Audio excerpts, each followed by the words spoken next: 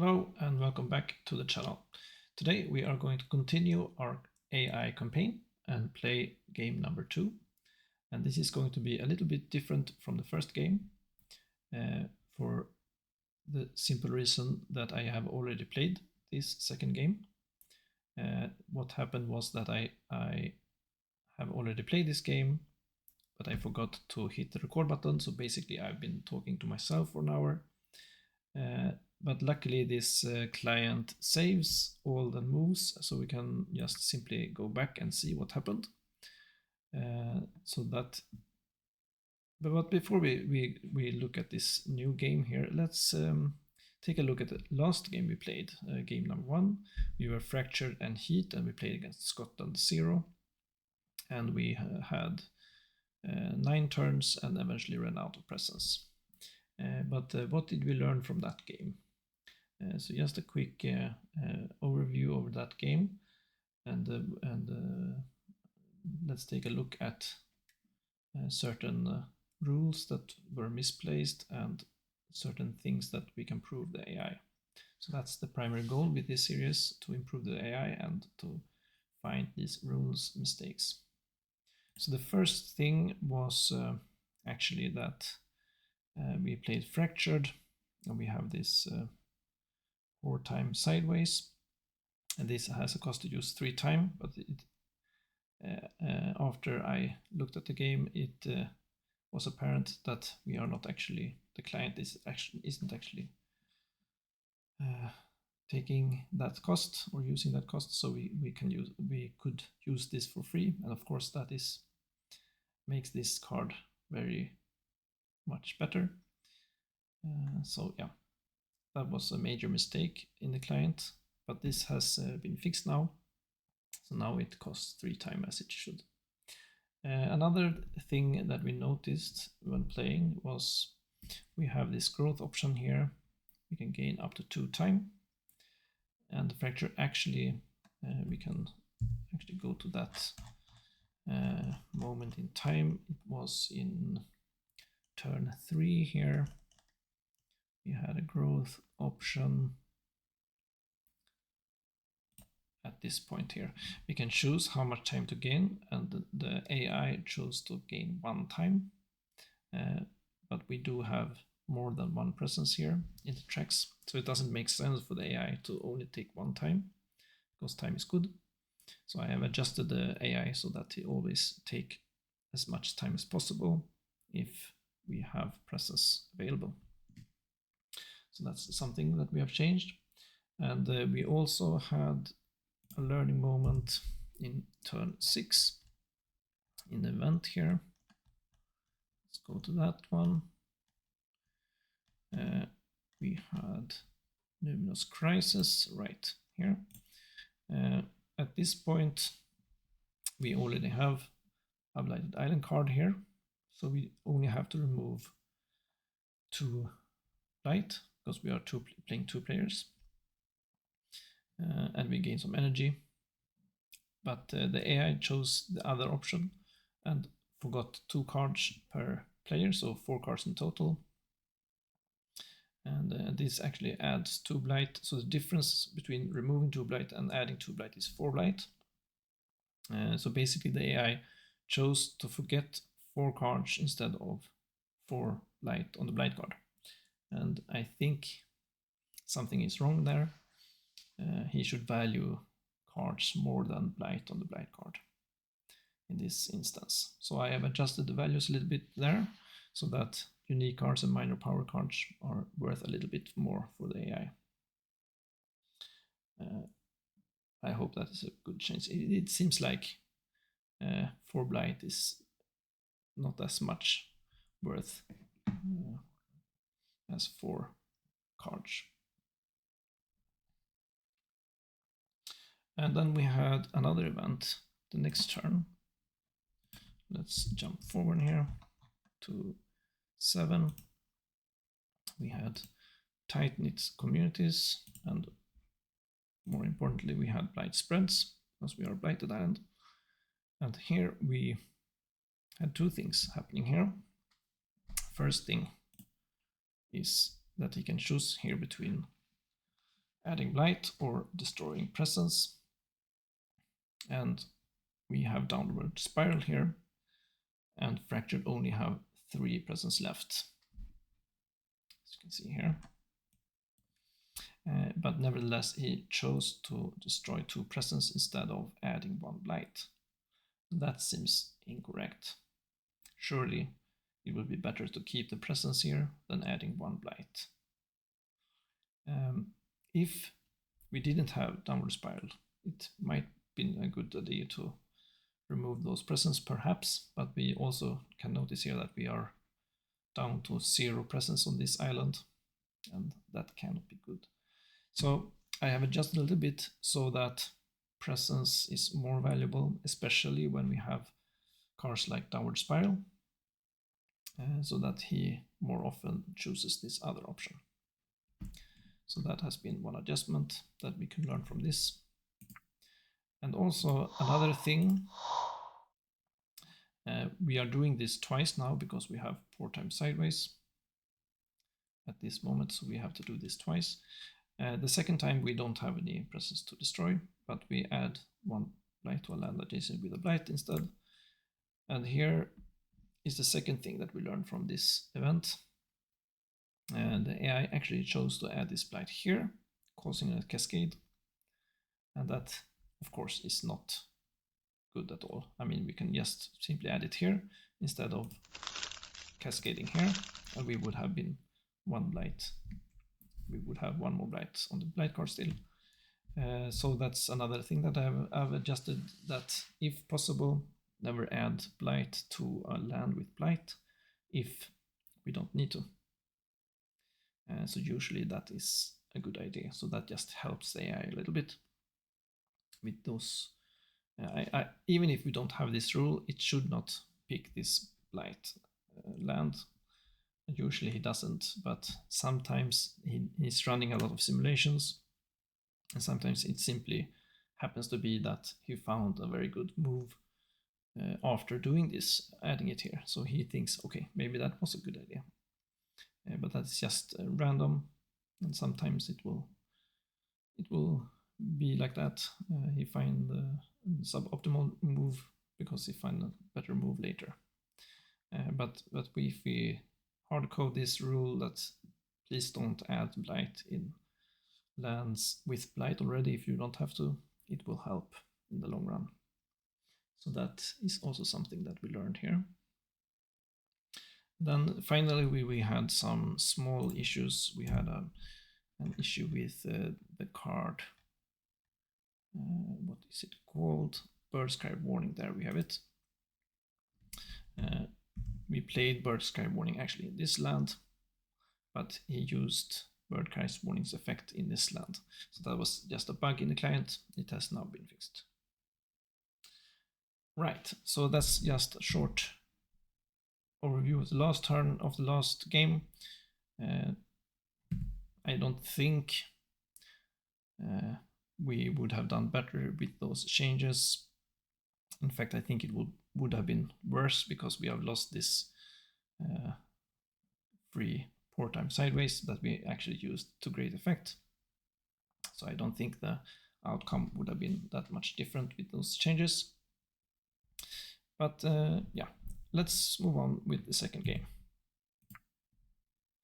And like I said, we haven't, or we have already played this game, and we will now step through it and see how it went. And what I chose here for this game was Vengeance against Sweden, and I chose to actually add a Blitz scenario here, which I think can be beneficial for Vengeance. Let's see how this game went. And the reason I think it can be beneficial is because both his slow powers, this one that adds a disease and this one that can push things, can prevent builds. So that means we have a lot of things that can prevent builds. Also this one can do damage and prevent builds in a fast phase before they build. So that's one reason I think this could be a good scenario for Vengeance. So let's see how this scenario went. And like I said, now we don't need to actually invoke the AI because this is a recorded event, recorded game. But first we have some additional rules. Let's remind us how these splits work in more detail. All powers are fast, and powers which were already fast cost 1 less energy. That's not going to be applicable for this game. But this for innate powers and power cards costing 0 instead gain 1 energy. So this would give 1 energy, for example, and this left innate will also give 1 energy. Then we have to remember, or we don't have to remember, but the client will put an additional explorer for each explorer, and we will have some different blight. Number in particular will have 1 additional blight here. Initial explore, jungles. So we started here with 2 explorer and 1 explorer there. Jungles. And then he gets an additional set of explorer, invader action, and look at the build, and then an explorer. Sends. So that's just turn 1, grow phase. That's just how the scenario works, because otherwise this is difficulty 0, I think. Yeah, so if we don't do this, the player beneficials things it will make it easier, right? Because we can play this in fast phases as usually better. So that's why we have to do it like that. So now we have 2 ravages coming up here. Now Vengeance go with 3rd growth option, and he went minor, and he picked Purifying Flame, the same minor that we actually saw in the last game. And he put a presence in the land that is ravaging. And let's remind us how Vengeance work here. He has some special rules. One is if the presence is destroyed, we can add a disease, which is one of the point with this spirit to gain a lot of diseases out, because we can do damage here per disease with the left innate. Another very important fact is that his actions, meaning his power cards and his innates and so forth, treat blight as a bad land, which is basically 1 extra damage per blight. So we don't mind if he's adding a lot of blight, and we don't mind if he kills our presence, because we will get diseases and blight that counts as badlands. So we kind of want him to ravage and plunder the land. Also, diseases, we don't have to use them to prevent builds. Instead, when they are building and having a disease, we can choose to instead gain fear, which is usually what we want to do. We get extra fear and we keep the diseases on the board, and we can use this epidemics run rampant multiple times for the same disease. So that's very important. And also we have 2 cards that have target land disease. So that's another reason why we want to keep these diseases around. So that's a little bit how Vengeance work. Play powers. And let's see if he can use his strengths. And our opponent is Sweden 0. So we only have the escalation effect. This is when invaders explore, they will convert the hand to towns. So we kind of want to play around that and move these hands into piles so that they survive. So what Vengeance did here, he played Fury Vengeance and Purifying Flame. And as you can see there, we gained 1 energy when playing here because of the Blitz rules. And this has no effect because this is slow, so this just costs 1 energy as normal. But otherwise, this would cost 1 energy because it's fast. This is to balance out fast and slow powers for this scenario. Fast powers. Right, so he played Fear Vengeance, and he played that here. And I don't know if you saw that, but he had one destroyed presence here. So this is the cost to use. We have to remove one destroyed presence. And when we do that, we get 1 fear and 1 damage. Now this is a balance, so we actually do 2 damage. And he chose to kill 1 explorer and 1 town. So this may look strange. Why didn't he kill the town? But that's just because he had a plan to do something else here. That's 1 damage per blight. And that's again an extra damage from blight. So that's 2 more damage. Event. Killing everything there. Ravage. Jungles. The first explore card, of course, is just discarded because it's turn 1. And now we ravage in jungles. So here we actually kill, we lose 1 to Han here. But we get to kill 1 town. Build. Sends.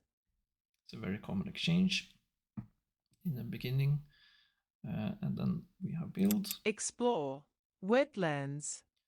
And explore. And the first explorer has 2 explorers. Time passes. Turn 2. Grow phase. So the first turn, yeah, we got rid of 1 land that was ravaging and prevented that cascade, and we killed 1 town in exchange for 1 Dahan. And Vengeance now do 3rd growth option once more, but this time he goes for major. Now the AI kind of loves majors, and I think I agree.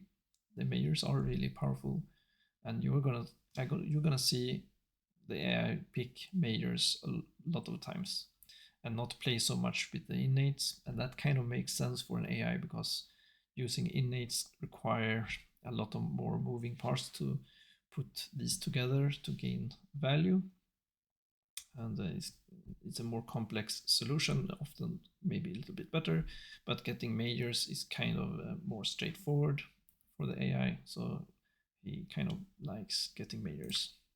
And that's kind of fun to see because majors are fun. So he picked actually Seto into hunting grounds here. And I think that's because it's a fire animal mostly. And he will pick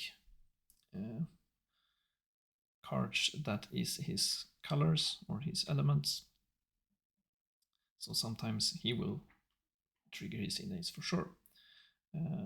But this is a good card. It kind of works with his plan to have presence in lands that are ravaging. So yeah, it's a good card for him, I think. And he forgot Purifying Flame, which he has already played, and it's a minor that is not that good. So I think that's a good choice. So far, no major issues here with his play. And he chose to add presence instead of disease. He has the option to just put out disease, but I think in the beginning it makes sense to just get out presence. He went top track to get some energy here, and he had it in the land, which is going to ravage. Play powers. He played Plague Bearers and Fetid Breath Spread Infections. And now remember, we are playing Blitz, so these are actually fast powers here. Fast powers. First, he add 1 disease at this point. And then he uses that disease to push away those explorers and that disease. Event. So that kind of solved this land. So that was kind of nice to see. And also we get 2 disease in this land, which we can use later to kill that city. So I think that was a rather good move. Nothing wrong with that. Then he add 1 town in the land with Explorer Town from the event here. He added in the other land that is ravaging. And then this is kind of lucky that we get to add 1 disease here. So we can actually add it here, where there are a lot of invaders. And then finally we get to gain some energy. Fear. So all in all, quite a good event for us. We got both a disease and energy. And then we get scapegoats, a very good fear card. This second level can kill a lot of explorers, but even level 1 here is not bad, because this happens in each land, and we can kill a lot of explorers. So here we got to kill 3 explorers. Ravage. Sands. Which is not many fear card can kill 3 explorers. So this was a good fear. Invader Ravage in Sands will take care of this explorer. And here we get Blight. Build. Wetlands. We get Explore. Sands. we get a city here and some explorers. And now this is interesting. As you remember, he will explore with 2 explorers first and then 1 explorer. And we have an escalation, so if he gets more invaders than Dahan, he will convert Dahan to a town. So what he could have done here is added explorer here and 1 explorer here, and that would mean that no Dahan would have been converted. So I'm not sure here why he made that. So this is something we can look into and try to figure out later why he chose to do that. It seems like Time passes. Turn 3. Grow phase. seems like he could have just put that explorer over here instead, and we would have 2 Dahan. And it seems weird that the AI couldn't find that, because there were so few moves left to the next turn, so to speak. So that's something I will look into for the next video. Why did he do that? That's kind of weird. But anyway, let's go to turn 3, and our vengeance here is still keeping going 3rd growth option, and he's still going majors. So he will look at something new, and this time he found the trees and stones speak of war. And this is a cheap fast power, and it will only cost 1 energy now with blitz rules. So this is of course very good. 1 damage, defend 2. So yeah, that's a good choice, I think. And he removed fetid breath spreads infection. Yeah, maybe it would have been better maybe to take a minor before taking the second major, but that is not what he did. So he keeps adding a presence. He went bottom track, adding a presence here, spreading out a bit. Play powers. So now we have quite a lot of energy. Maybe that is why he picked a major. We have 6 energy, and this cost 1 less. So yeah, Blitz can be like that. We can get a lot of energy quite fast. This turn he played strike low and the new power that is defend and damage. Fast powers. So we have 2 lands here, but we only have target land disease. So it's probably this land he's going to pick for the skip. And then this one he could have played here, but it will only defend 2. No, wait. This is of course not ravaging. I am looking. Why did he pick this land for the skip ravage action? Right, he didn't have a better land here. None of the ravaging land had disease. Yeah, so he just wanted 1 fear basically. Perfectly okay. Fear is a fear. But for this one he has defend 2. Now this only makes defend 2 and nothing more. So this actually doesn't help him from the Ravage unless we get something in event, which is of course plausible. Wait, it does also make 1 damage, right? So then it solves this land because 1 Event. explorer is dead, and then we have defend 2. So that saves the Ravage, of course. Right, and then we have urbanization. We get 1 more city. This doesn't do anything, and this doesn't do anything. Ravage. Wetlands. We get Ravage. This one is then defended. And this Build. Sands. creates a disease because of our special rule. So now we build. Here is a city, and in this land we can decide if we want to prevent the build or if we want to let the build happen. And he actually chose to let the build happen, and he gained 1 fear. And that way he has still as disease left. Explore. Mountains. But he will get another town. But that's perfectly reasonable. The invaders explore in mountains. 2 explore here and 1 here. And this is converted due to the escalation effect. Time passes. Turn 4. Grow phase. So he has now 4 cities, and it's kind of starting to look a bit ugly. So let's see if he can turn this around. He reclaims 1 energy and a power card, and he goes major again.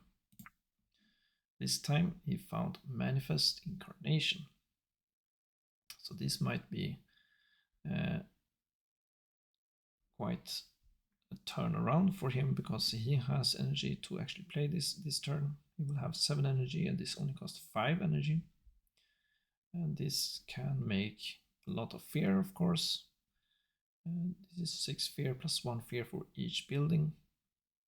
And then he can remove some invaders.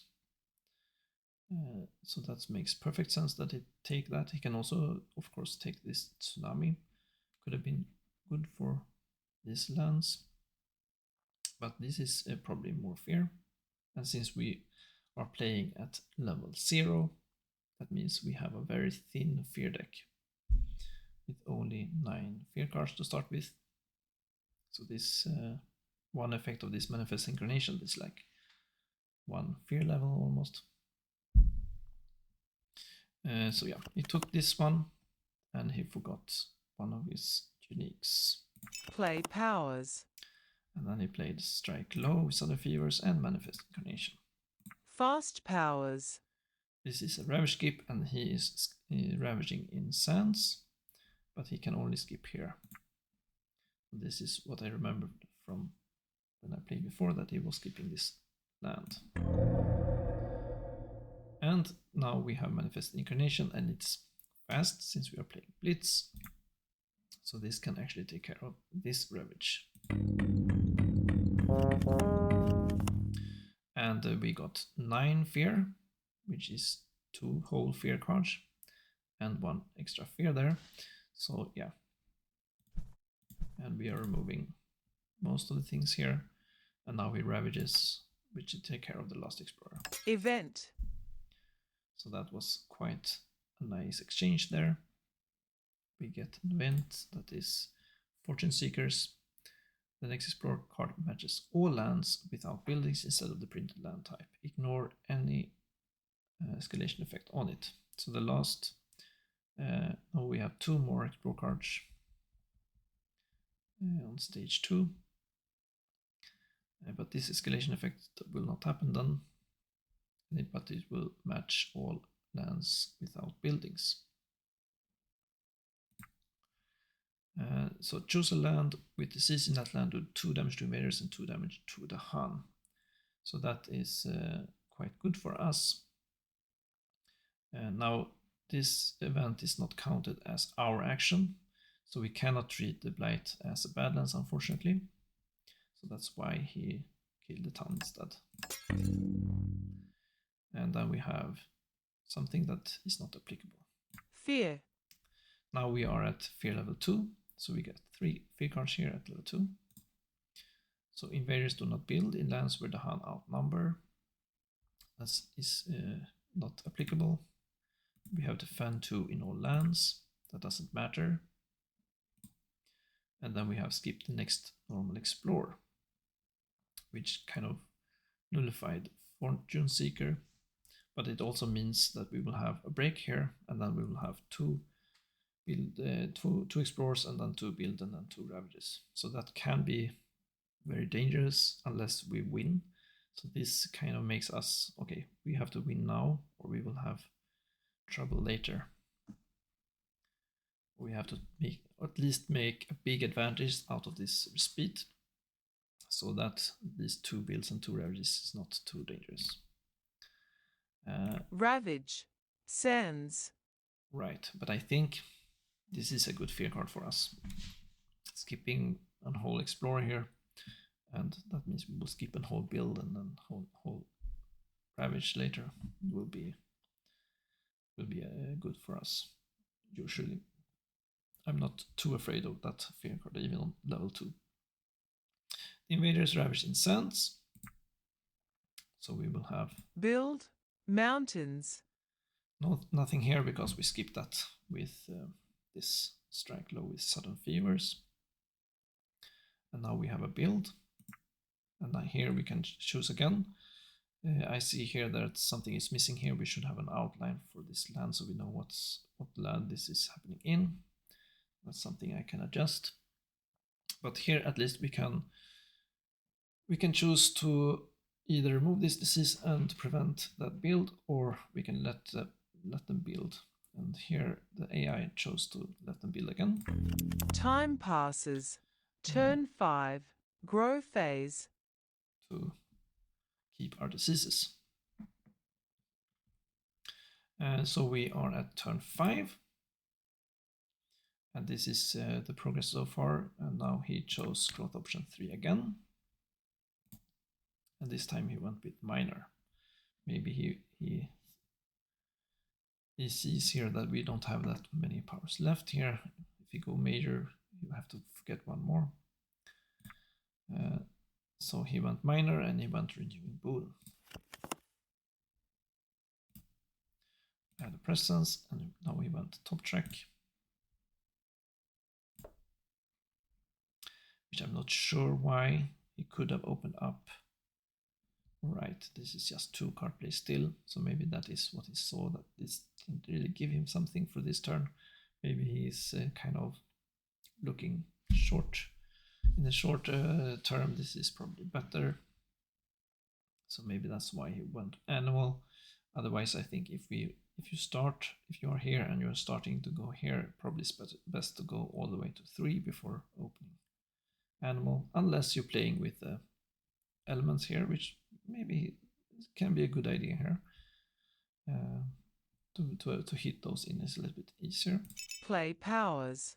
So that's reasonable at least. He plays Settle into Hunter Grounds and Plague Bearers for this turn.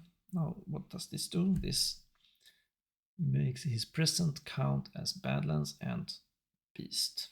And we can decide per action here, but it also means we cannot move them. But that's not a big problem for us. This second effect here, or the threshold, is not going to be triggered for this round at least. But this combination at least makes us trigger some innates here. Fast powers. For the first time, I think, we are triggering an innate. So this adds this effect to ourselves. So now our presence is Badlands, basically. So that is in addition to the light being Badlands.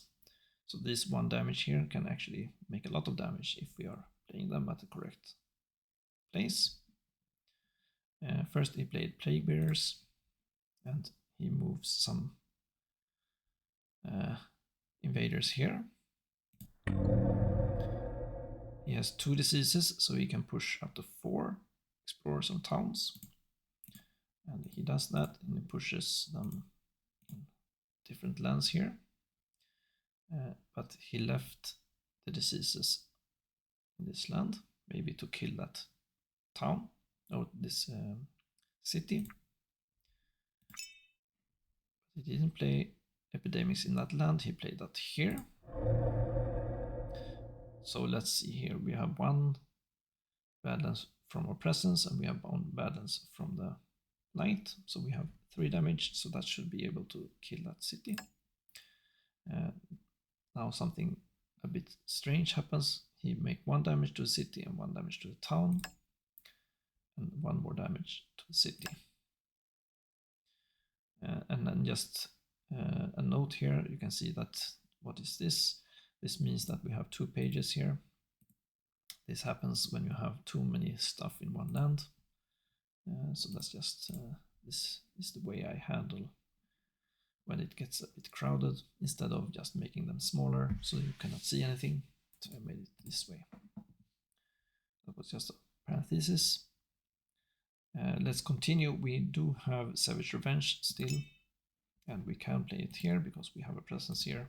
So that's why he put the damage a bit weird here.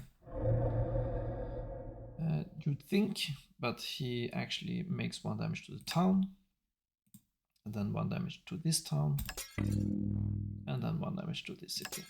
Event. So maybe that made sense. He could have killed that explorer instead of that town, but he chose to do it 1 damage to the town. Perhaps to kill it with the fear card or the event. Each city does +3 damage during ravage actions. That will be applicable here and here, but it will not matter much. So after the ravage, remove 1 town city from that land. Now this is of course huge. That means we can remove both these cities. So that's incredible for us. We are at 3rd level here. And then we are left with only this city. So yeah, Final Harvest, a very good event when you get to stage 3. Yeah, a little bit too good, I think. On each board in the land with Badlands Beast and buildings, destroy 1 Badland Beast and 1 damage to the Han, 1 damage. Now, since our presence is counted as Badlands, we can play them here, in one of those. So if we choose to do that, we have to destroy a Badlands or Beast. This has a Beast, so we have to choose this land. This is optional, we don't have to choose it here, but if we choose this, we have to destroy our presence.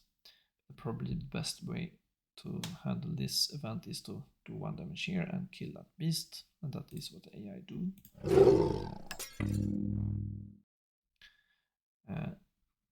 Yeah, and so that's let's see what happened there. First we destroy 1 Badlands Beast, and then we have 1 damage, but this 1 damage is 2 damage because we have we have 1 Badlands here, the presence. So he chose to use that Badlands to kill that explorer. So that cleaned this land. And then this last effect didn't have an effect. Fear. And now we are at terror level 3. And this first effect is gather up to 4 explorer towns into land with 2 more invaders. He chose not to use that. It's gather up to, so that's perfectly okay to not do. I'm not sure why he doesn't want to clean those explorers into here. I usually prefer to have empty lands than 1 land with an explorer. But yeah, it's not that big difference. At least he skipped to do that. And then each player chooses a different land with buildings. Gather 1 Dahan into that land and 2 damage per Dahan there. So he can basically do 1 damage somewhere. And he did that here. And then we have Badlands because of settling into hunting grounds, and so that means he can do 2 damage. Wait, that's 2 damage per Dahan, right? And then one extra damage for that Badlands. So he can actually kill that city. Ravage. Mountains. Which doesn't really matter because we could have removed it from Final Harvest. So yeah, doesn't matter much. So first he ravaged here, and that means we flipped the blight card, and we got invaders find the land to their liking.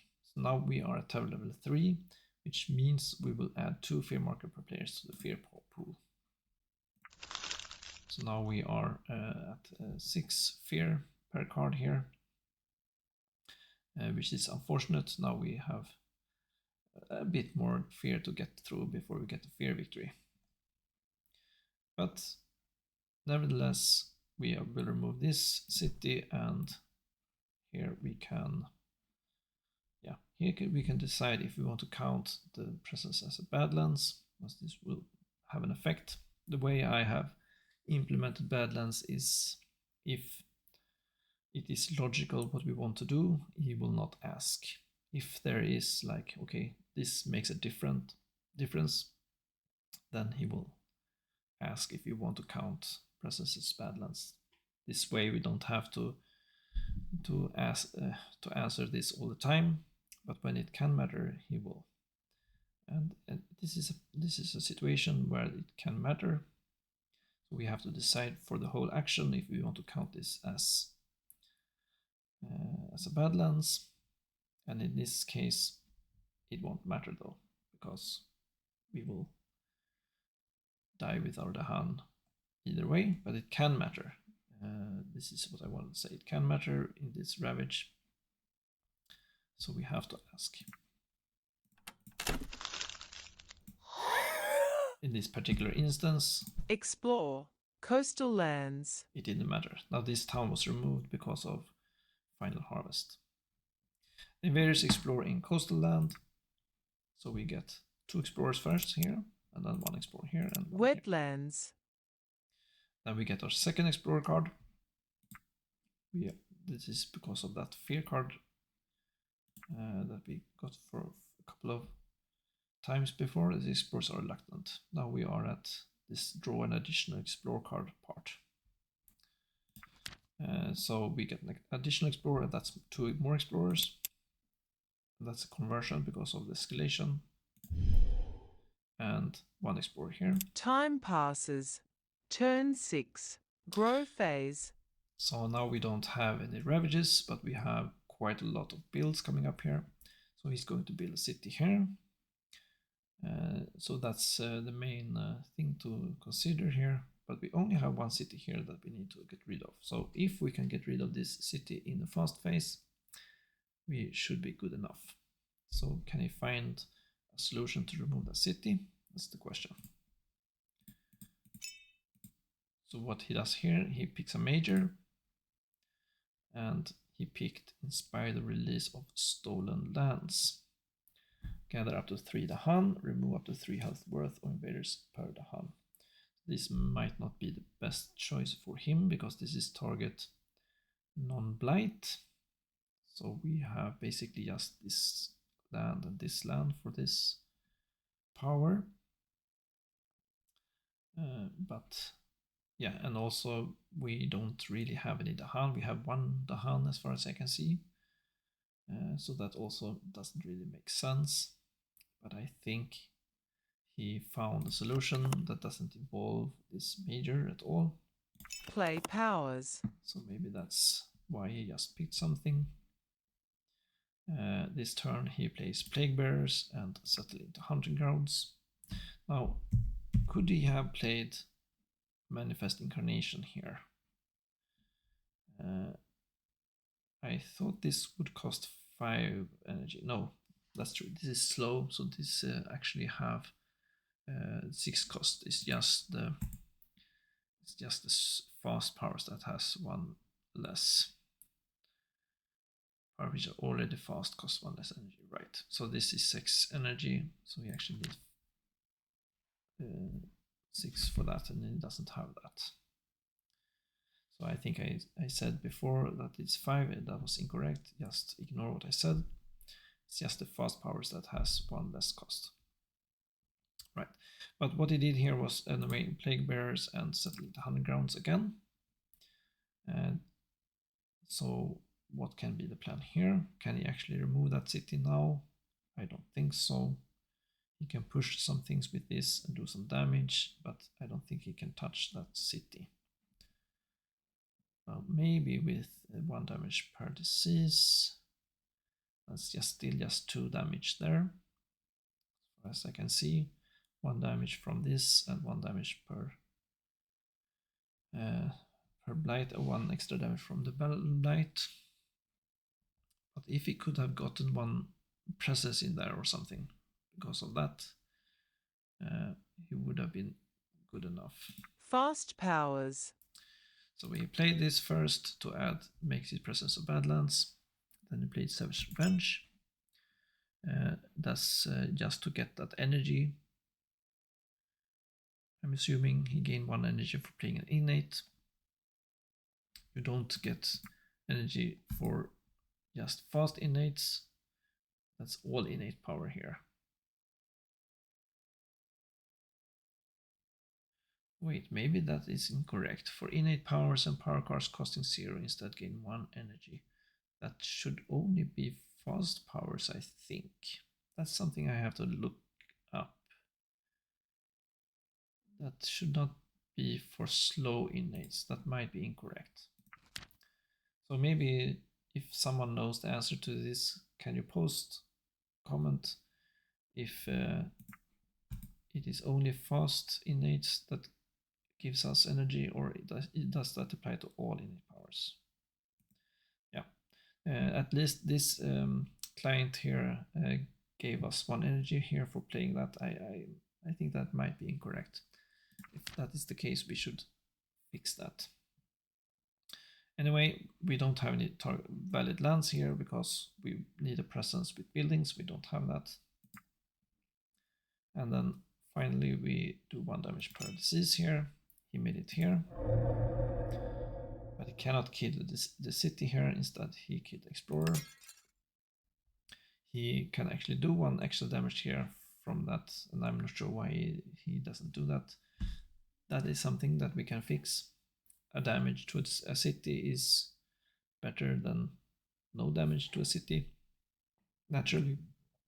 So we should give a small value to hurting a city. You should not skip here. Also, you might be wondering, should the rule allow us to skip here? Your action treat on the island also is being balanced. This is a balance, and according to the official rules, balance are mandatory. You have to use them to do extra damage, so you shouldn't have the option to skip here. Now, I am this client uses slight different rule set when it comes to Badlands, and that's just this issue here that you can actually skip doing extra damage with Badlands, and that's the reason is rather technical, but basically it's kind of difficult to enforce the player to use the Badlands at some point, because we don't know when in an action where we choose to apply the Badlands. You can choose to apply the Badlands in the end of an action or the beginning of an action.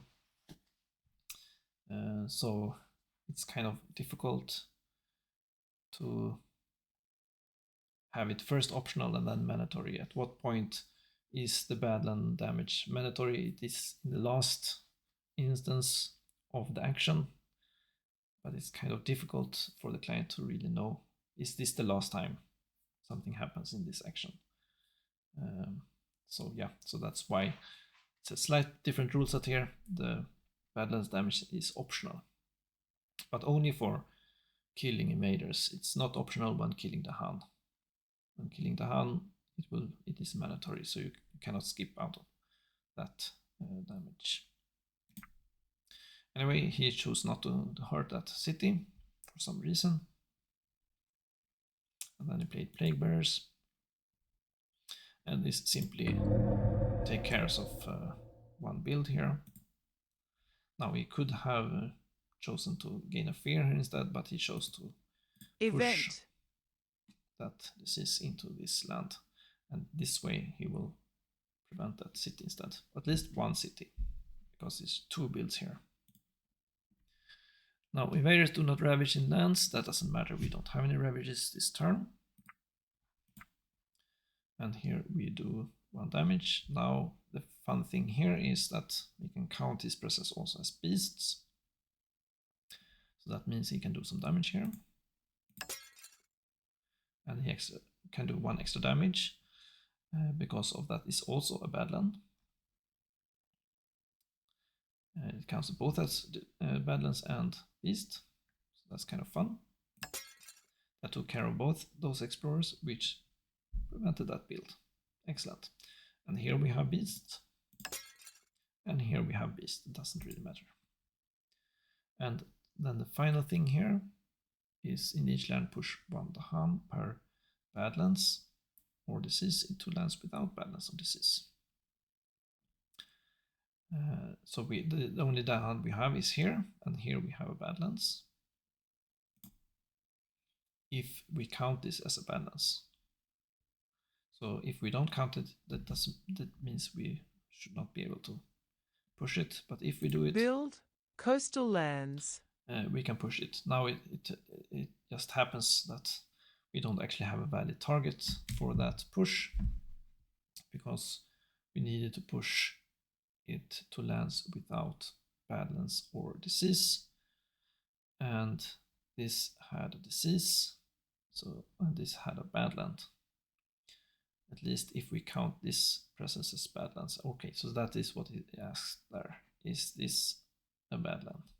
And if it is, we won't be able to push it anywhere. So that's what happened. Build coastal lands. Right, and now he builds at coastal lands, and he actually took care of those lands, and this he can skip if he wants. But he actually chose that he built a city there, and he gained 1 fear for that. Wetlands. And then we have wetland build. So again, he will build a city there, but he chose to not ignore that, or he chose to ignore that to get 1 more fear. And now we have 2 cities here. And then finally he has this land, and again, we really should have an outline here so we know which land this is applicable to. So that's something I will fix. Explore mountains and wetlands. So that's 1 more fear. So as you can see, the builds can give a lot of fear in this matchup if you have a lot of diseases. The invaders explore in mountains and wetlands. So that is just a lot of invaders, or just a lot of explorers. Time passes. Turn 7. Grow phase. So we are at turn 7, and now we have 2 ravages coming up here in this land and 1 ravage here. Everything looks a bit nasty. We have double ravages, but these lands are taken care of, so it's not that difficult, not that dangerous. And also we are starting to get a lot of energy here, and at this point he chose double grow or double presence place double presence, and he went top track here, place 1 presence here and another presence here. Play powers. And the reason is what you can see here. He chose to play Manifest Incarnation. This is range 0, target land city, and this is 1 fear per building. So that could be one reason why he added so many cities here. So that's 1 fear per building here. So that's 11 fear, and as you can see, we only have 11 fear left here. So it seems like this should be game over then, or game finished. because yes, have to play Manifest Incarnation here, and we have a fear victory actually. So this can be a really good card, especially when we play Blitz. We can play this fast. Fast powers. So this just 1 fear. Here we get 1 damage, 1 extra damage from that Badlands, and then Manifest Incarnation. And that is enough to gain a fear victory. But when I said we only needed that many fear, maybe that was incorrect. I counted 4 fear per card there maybe. But anyway, yeah, he got some fear from the other powers as well. So that's a fear victory. Now it's not really finished yet, because we have to, according to the rules, we have to finish that action. Luckily, that should not be a problem. Just have to remove those invaders. So that was game number 2. It ended in a victory for once. So let's see how the situation is here then. So we have played 2 games. We have 1 loss, 1 fear, and now we are at game number 3 basically. So this is what we are going to look at in the next video. We have a lot of fun spirits here, as you can see. We have Behemoth, we have Hearth Vigil, which is one of the best spirits for the AI. So this is going to be fun, I think. Yeah, now we have gotten rid of those bad spirits, and now we have a lot of fun spirits left here. Of course, we will go through all the spirits eventually. Right, but that's next video. Thank you for watching. This was game 2. Coming up later is game number 3. Bye for now.